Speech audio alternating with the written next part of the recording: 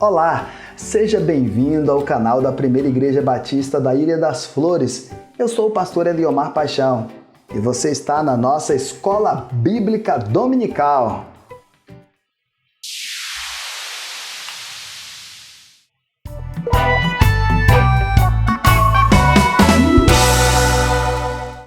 E na nossa aula de hoje nós teremos o início da lição 10. Nós dividiremos essa lição em duas partes. A primeira parte nós estudaremos hoje. A segunda e última estudaremos no próximo domingo. Lembrando que esta nossa lição é baseada na revista Panorama Bíblico, a 4ª edição, Conheça o Novo Testamento, de Colossenses a Apocalipse. E hoje estaremos com o estudo da primeira epístola do apóstolo Pedro.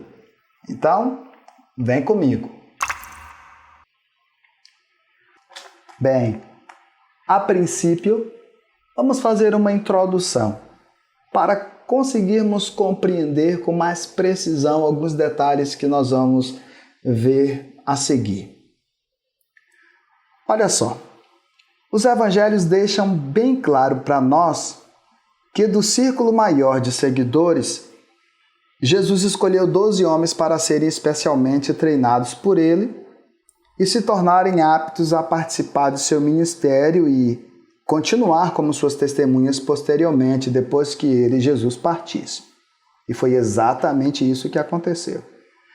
Estes homens sacudiram o mundo, de sorte que até hoje, 21 séculos depois, ainda sentimos os impactos de suas ações.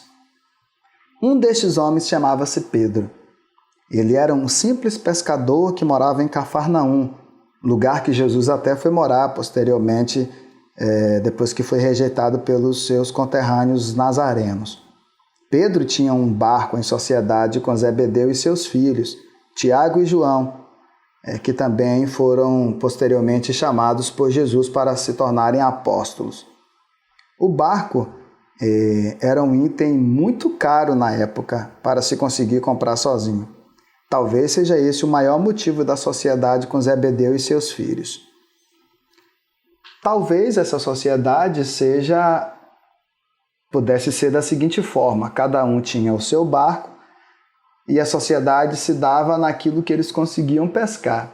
Ou eles tinham juntos comprado um barco e juntos também pescavam e tinham tudo em sociedade. Não sabemos exato como é que se dava essa sociedade, mas o fato é que eles eram sócios ali no seu serviço de pescaria.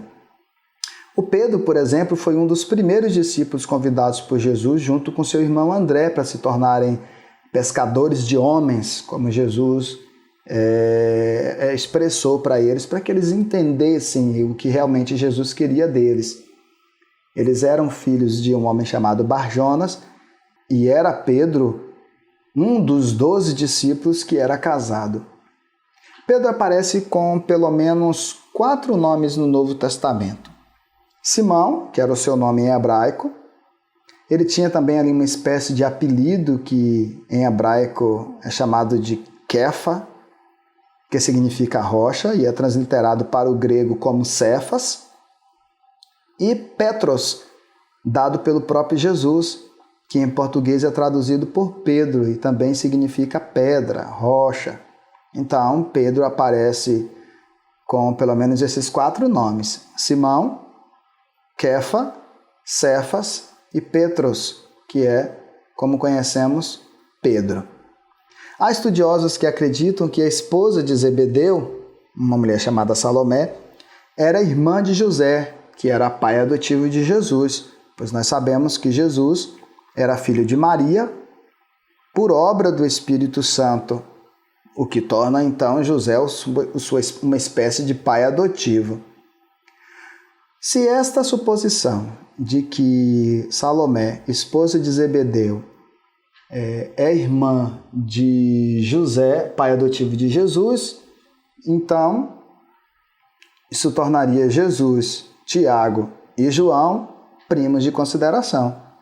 Se isso for verdade, Pedro e André, os 2 irmãos pescadores, junto com Tiago e João, também pescadores, possivelmente fizeram parte da infância de Jesus e de João Batista, que também era primo de Jesus, só que por parte de Maria, né? Por parte de mãe, pois Maria e Isabel eram sim primas.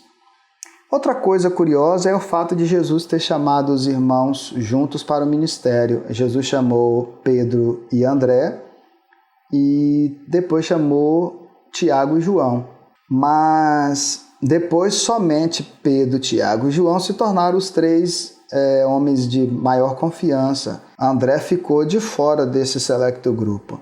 Não sabemos por qual razão ou se houve alguma razão, mas o fato é que, apesar de ter sido chamados 4, apenas 3 deles, Pedro, Tiago e João, se tornam os mais próximos. De todos os discípulos de Jesus, Pedro aparece como o mais impetuoso, o de gênio mais forte de todos, o de gênio mais difícil. Mas também, por natureza, ele demonstrava habilidades naturais de liderança. Ele era bem próximo a Jesus e era aquele que sempre tinha coragem de perguntar as coisas ao mestre. A impressão que nos dá, por exemplo, é que ele era uma espécie de, poderíamos dizer, porta-voz do grupo. Pedro teve vários momentos marcantes ali no Novo Testamento com Jesus, em alguns outros episódios, que vale a pena a gente lembrar. Por exemplo, ele é o único discípulo que Jesus curou um parente. No caso, a sogra dele, que estava com muita febre. Não me lembro de um outro discípulo que Jesus tenha feito alguma ação a algum parente direta, senão esse episódio da sogra de Pedro. Ele também testemunhou a ressurreição da filha de Jairo, ali naquela proposta do selecto grupo, né? Ele, Tiago e João são os únicos 3 que entram e testemunham a ressurreição da filha de Jairo e também estão presentes na transfiguração do Senhor, quando juntos eles veem Elias e Moisés ali conversando com Jesus e eles verem o rosto de Jesus brilhar como o sol, como a luz reluzente, aquela coisa maravilhosa. Ele foi repreendido por Jesus também naquele episódio em que Jesus disse: "Para trás de mim, Satanás", o que deixou Pedro bastante assustado no momento, com certeza. Ele andou sobre as águas com Jesus e naquele momento eu penso que ele ficou tão admirado e tão assombrado com aquele fenômeno da natureza que em seguida ele teve medo e começou até a afundar. E quando Jesus disse na última ceia que todos eles escandalizaria ele, o Senhor, Pedro foi o primeiro a dizer que estava pronto para ser preso e, se fosse o caso, até morto por Jesus. E no mesmo instante, Jesus profetizou que ele o negaria 3 vezes. Quando os soldados chegaram para prender Jesus no Getsemane, Pedro tentou até defender Jesus para que ele não fosse preso e chegou até a cortar a orelha de um dos soldados. Porém, quando o Senhor repreendeu ele então logo guardou a espada e ficou juntamente com os outros apenas seguindo Jesus de longe. E mais tarde, com muito medo do que estava por vir, do que poderia acontecer, ele acabou negando que conhecia Jesus 3 vezes, como o próprio Jesus havia profetizado na ceia. Pedro então saiu dali chorando amargamente, com um profundo remorso.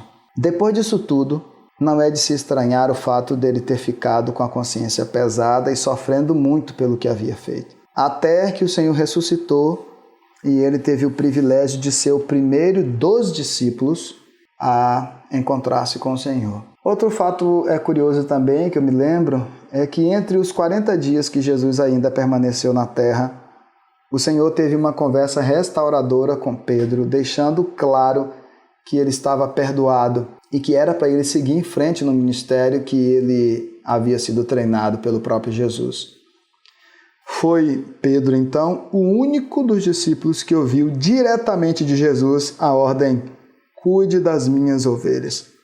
Jesus não disse isso diretamente a mais nenhum discípulo, a não ser Pedro, naquela conversa ali, daquele perdão restaurador, quando ele pergunta 3 vezes: "Pedro, tu me amas? Pedro, tu me amas?" E no final ele diz: "Então vai e cuida das minhas ovelhas", ou pastoreia minhas ovelhas.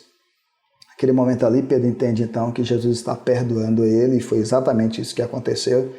E daí para frente, Pedro se torna ainda uma bênção muito maior para o Evangelho. Depois desse dia, por exemplo, Pedro reuniu os discípulos e ainda que ainda estavam muito confusos, né, e com medo, sem saber direito quais seriam os próximos passos que eles dariam. Eles então foram cheios do Espírito Santo quando estavam ali reunidos em uma casa durante a festa do Pentecostes em Jerusalém. Cheio do poder de Deus, então, Pedro pregou um sermão poderoso no qual 3.000 homens, sem contar as mulheres e as crianças, se converteram naquele momento. Ali é claro, muito claro para mim, que eles perceberam que o movimento que Jesus havia começado teria continuidade com eles.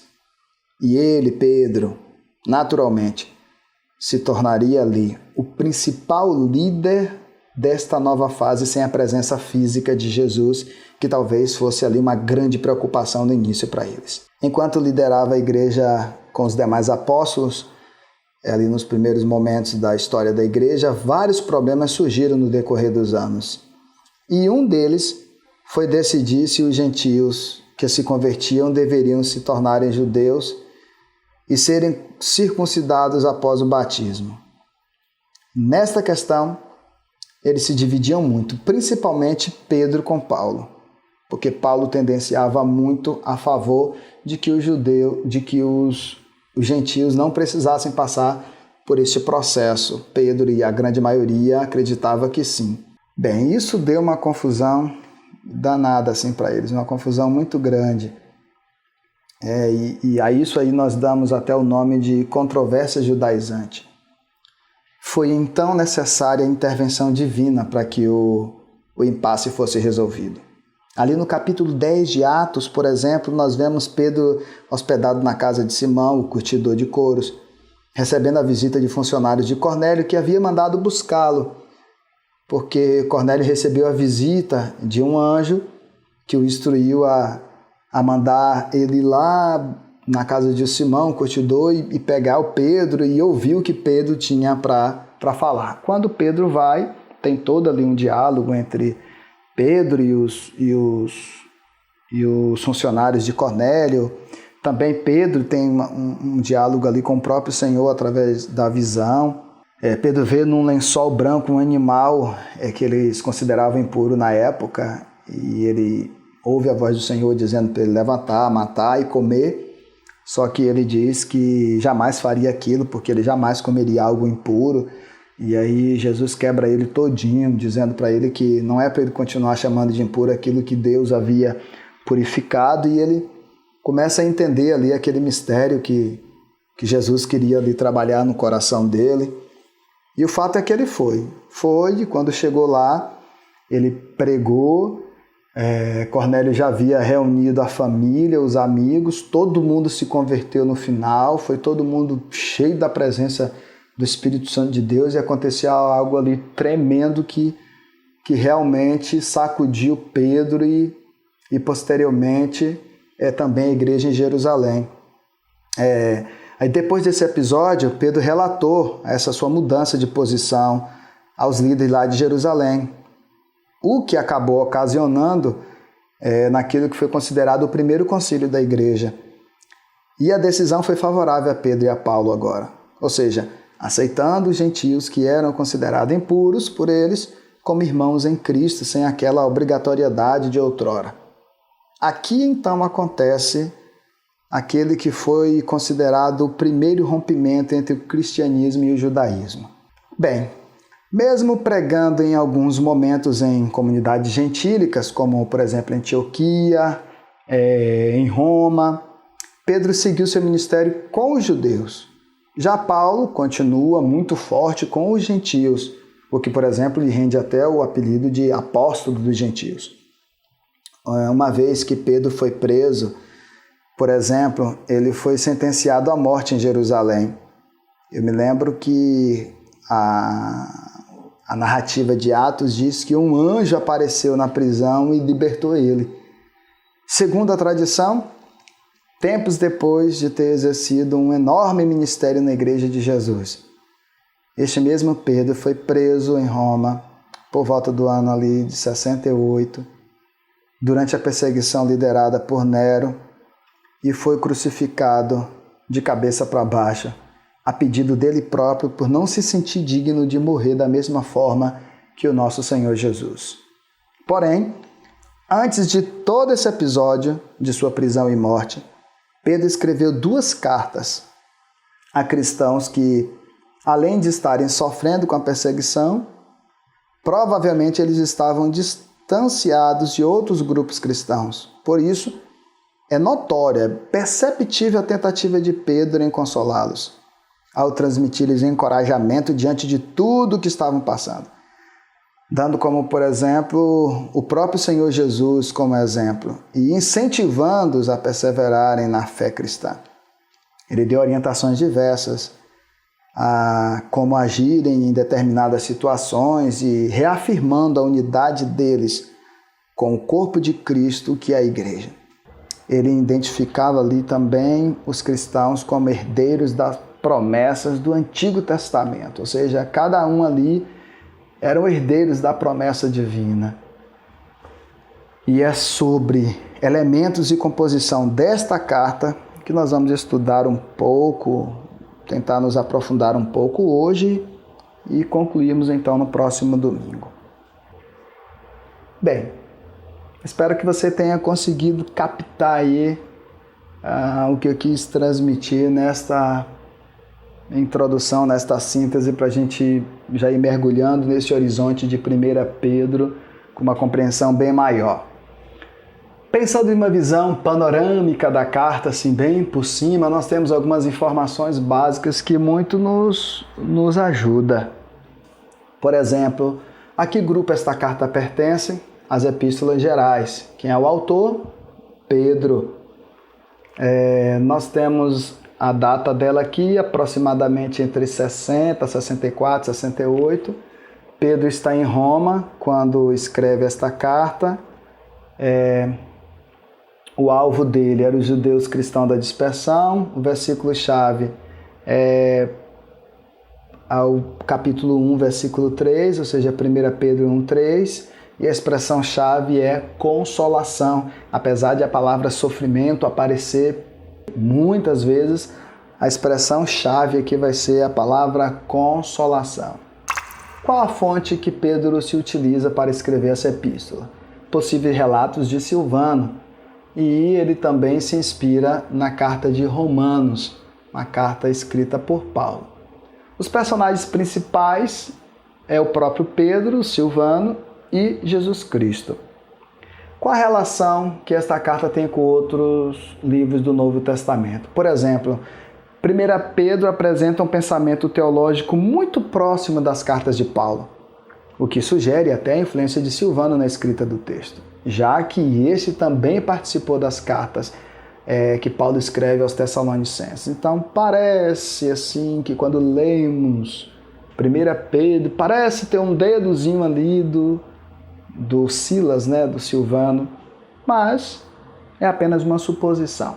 A característica literária desta carta é a seguinte: ela é uma carta teocêntrica e cristológica. O que é que significa isso? Isso quer dizer que Deus é o centro desta carta.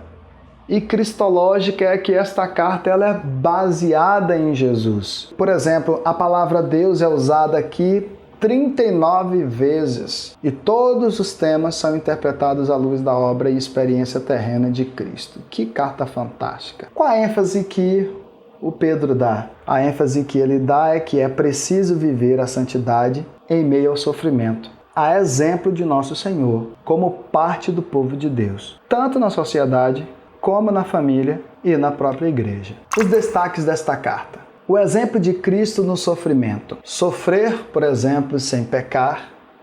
Devemos sofrer como forma de testemunho e como forma de se santificar. E sofrer por Cristo como é motivo de alegria. Ou seja, se sofrermos por Cristo, não é motivo de tristeza para nós, é motivo de alegria. Essa carta tem duas grandes curiosidades. A primeira dela é que o verbo pasco, que significa sofrer, é pregado 12 vezes aqui. É empregado 12 vezes aqui nesta carta. Isso quer dizer que em 1 Pedro, a palavra sofrer aparece mais vezes do que juntando todas as outras cartas do Novo Testamento. Se juntarmos todas as cartas, vai aparecer 11 vezes apenas. Mas só em 1 Pedro aparece 12 vezes. Outro detalhe importante é que alguns dos estudiosos relacionam 1 Pedro à liturgia do batismo na igreja primitiva. Ou seja, a igreja primitiva baseou-se nesta primeira carta de Pedro, por exemplo, para ter uma liturgia no seu batismo. Pensando nesta carta com um esboço, nós podemos refletir da seguinte forma. A carta tem 5 capítulos. O primeiro capítulo, Pedro trabalha ali bem a questão da salvação. No segundo capítulo, ele trabalha a questão da santificação. Esse primeiro e segundo capítulo é um capítulo doutrinário. No capítulo 3, ele já fala da submissão. No capítulo 4, ele já trabalha bem a questão do sofrimento. E no capítulo 5, do serviço. Esse capítulo 3, 4 e 5, então, é um capítulo mais prático e não doutrinário, como o primeiro e o segundo capítulo. De forma geral, pensando nesse esboço, nós temos aqui o procedimento do cristão no sofrimento. Pensando em 1 Pedro em apenas uma sentença, se fôssemos resumir em uma sentença só, poderíamos dizer então que Pedro encoraja e consola os crentes que viviam em constantes sofrimentos. Esta seria então uma forma de pensarmos Pedro em uma sentença só. Pedro encorajando e consolando os crentes que viviam em constante sofrimento naquele momento da história. Bem, vamos pensar um pouco no contexto em que Pedro se encontrava quando escreveu essa primeira epístola. Vamos começar, por exemplo, pela autoria. Apesar de alguns estudiosos acreditarem que alguém próximo pode ter escrito em nome de Pedro, a maioria acredita que o próprio Pedro é sim o autor da epístola. Como já disse na introdução, Pedro era um pescador juntamente com seu irmão André, e foi através de André que ele conheceu Jesus, que posteriormente chamou os dois para serem pescadores de homens. Pedro é a figura principal dos 12 primeiros capítulos do livro histórico de Atos dos Apóstolos. Pedro é a figura principal dos 12 primeiros capítulos do livro histórico de Atos dos Apóstolos. E ele também foi mencionado por Paulo em 2 de suas cartas. Na carta que Paulo escreve aos Gálatas e a carta que Paulo escreve a primeira vez à igreja de Corinto, ou seja, 1 Coríntios. Qual o propósito de Pedro nesta carta? Bem, como os cristãos estavam sofrendo grande perseguição na época por estarem sendo injustamente acusados de terem ateado fogo em Roma no ano de 64 d.C., claro que sabemos que isso era uma trama do imperador Nero da época. Como eu disse na introdução, é notória que é perceptível a intenção de Pedro em animar, em encorajar, em instruir e também fortalecer aqueles irmãos a, por exemplo, não fazerem o que ele mesmo, Pedro, havia feito quando o desespero e o medo do sofrimento, o medo do que estava por vir, o medo de ser preso e tal, fez com que ele fizesse. Ou seja, negar a Jesus de forma pública e ainda o pior, repetidas vezes ele o negou. Os destinatários. Os destinatários dessa epístola eram cristãos que moravam fora de Jerusalém, os chamados cristãos da dispersão. Eles eram do Ponto, da Galácia, da Capadócia, da Ásia e da Bitínia. Estas eram todas províncias romanas ao norte da Ásia Menor. tudo nos leva a crer que estes irmãos foram frutos daquela pregação que Pedro fez lá no dia da festa de Pentecostes, que eu mencionei na introdução, onde 3.000 pessoas se converteram, isso sem contar as mulheres e as crianças, o que aumenta em muito mais ainda estes números. E então temos uma aplicação de Pedro para hoje.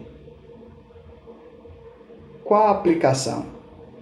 Olha só, Pedro se preocupou com os seus irmãos na fé, mesmo estando distante deles. Com que frequência você ora pelos irmãos perseguidos em outros países? Esses nossos irmãos que estão em outros países e são perseguidos ali nas igrejas que eles estão. Você ora por essas igrejas? Você ora por estes irmãos? Ora por esses missionários brasileiros que, por exemplo, estão nessas igrejas? Pense nisso. Bem, pensando um pouco no conteúdo desta carta, nós temos um forte ensino sobre o sofrimento. E aqui nessa tabela a gente consegue perceber bem. No presente, nós temos a presença do sofrimento. Já no futuro, nós teremos a ausência dele. No presente, nós somos coparticipantes com Cristo nos sofrimentos dele. Porque ao nos tornarmos cristãos, então nos tornamos perseguidos e, consequentemente, sofremos com a perseguição. Porém, no futuro, temos a exultação no sofrimento pela revelação da glória de Cristo. Apesar de no presente sermos coparticipantes do sofrimento de Cristo, teremos no futuro, então, a exaltação, ou seja, a alegria, experimentaremos a alegria plena pela revelação da glória do Senhor. E a vontade de Deus e o sofrimento? Qual seria a vontade de Deus nisso tudo? Bem, para não ficar com muita informação para você ter que assimilar, nós vamos finalizar hoje por aqui. Na próxima semana a gente dá continuidade aí então no tópico 3, pensando um pouco acerca do ensino sobre o sofrimento. Aqui tem a minha sugestão para a sua devocional desta semana. Se você não leu esta lição e não fez sua devocional, é só pegar esse quadro aqui. De segunda ao próximo domingo, você vai ter essas passagens com essas reflexões então para fazer. Então se dedique e faça a sua devocional da semana. Se porventura você já fez, ou você pode repeti-la para firmar ainda mais, ou você pode então fazer já a sua reflexão da segunda carta do apóstolo Pedro. Tá certo? Agora eu quero te convidar para testar os seus conhecimentos acerca daquilo que estudamos hoje. E eu te convido para a nossa dinâmica Os Bereanos.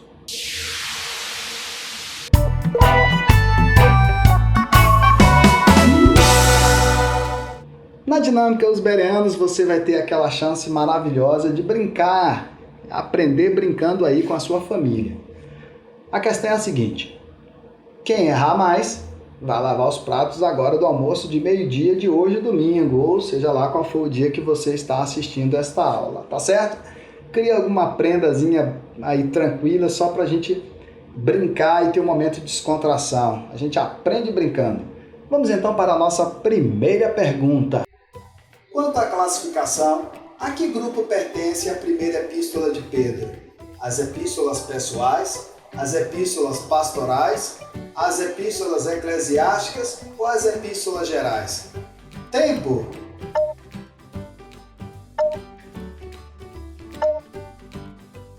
As epístolas gerais. Segunda pergunta. Onde Pedro estava quando escreveu esta epístola? Em Jerusalém? Em Roma? Em Éfeso ou em Antioquia? Tempo!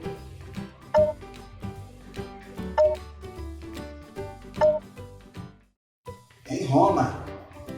Terceira pergunta. Qual era o nome do irmão de Pedro, chamado por Jesus, para juntos se tornarem pescadores de homens? André, João Tiago ou Simão? Tempo!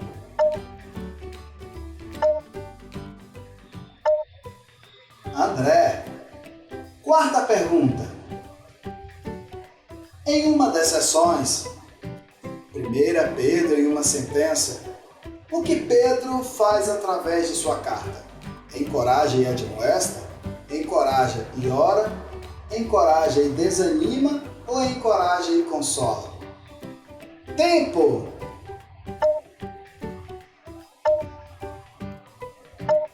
Encoraja e consola. Quinta pergunta.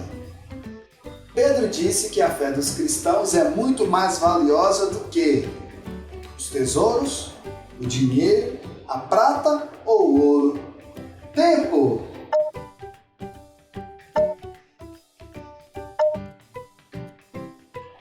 O ouro.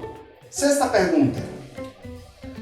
Pedro fala da pedra de tropeço e da rocha de ofensa como uma referência a Roma, Jesus, Judas ou Jerusalém. Tempo!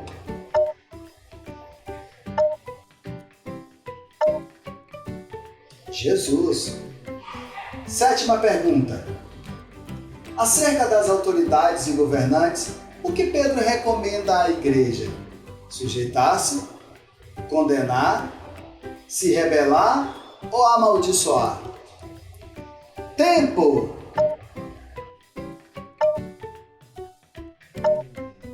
Sujeitar-se. Oitava pergunta. Pedro disse que o adorno da mulher deve ser nas roupas, no coração ou no interior, no cabelo ou em todo o corpo. Tempo!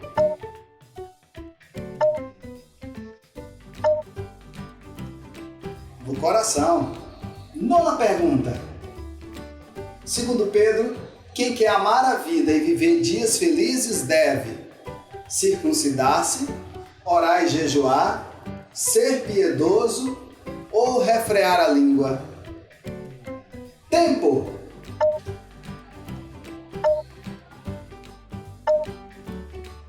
Refrear a língua. Décima e última pergunta. De acordo com o relato de Pedro, quantas pessoas foram salvas na Arca de Noé? 6 pessoas, 7 pessoas, 8 pessoas ou 9 pessoas? Tempo!